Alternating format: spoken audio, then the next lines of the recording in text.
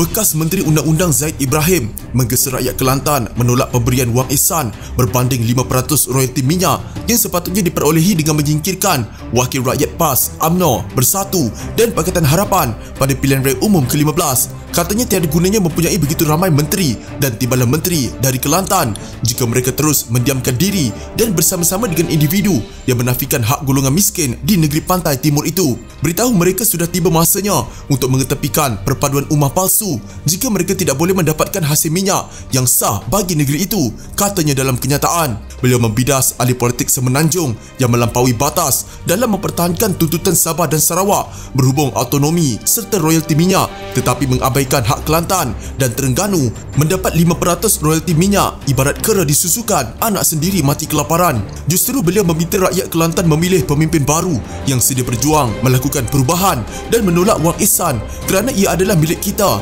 Jadi kita tidak perlukan ihsan mereka untuk mendapatkan apa yang dihutang kepada kita.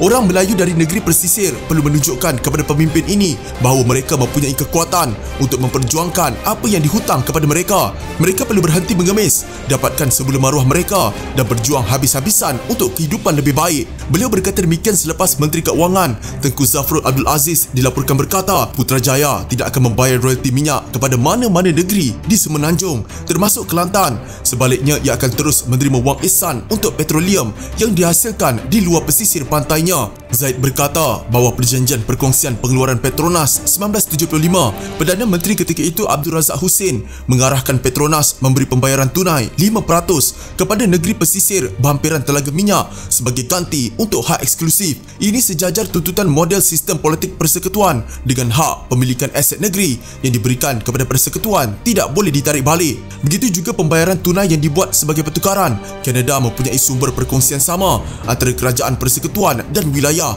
Kanada seperti kita sebuah persekutuan. Perbezaannya adalah mereka tidak mendiskriminasi wilayah yang memilih kerajaan pembangkang berkuasa.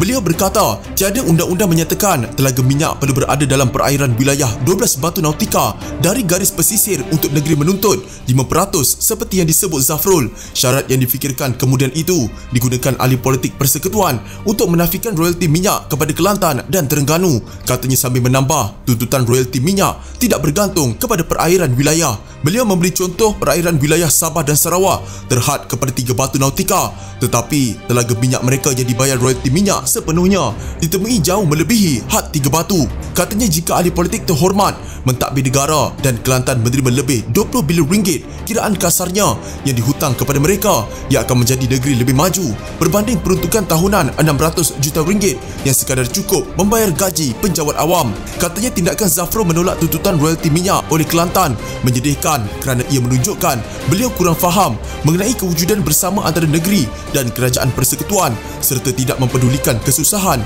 dihadapi rakyat Kelantan.